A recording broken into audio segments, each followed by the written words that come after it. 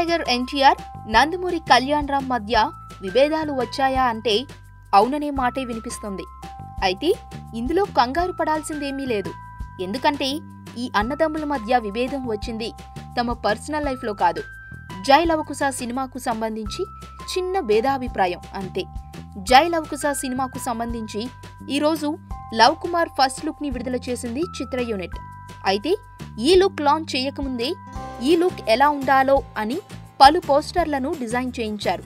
వాటిలో ఓ 2 పోస్టర్లు మాత్రం అన్నదమ్ముల్ని విశేషంగా ఆకర్షించాయట. ఆ రెండిటి నుంచి ఒకటి తారక్ ఎంపిక చేయగా వేరొక దానిని కళ్యాణ్ రామ్ సెలెక్ట్ చేసుకున్నారట.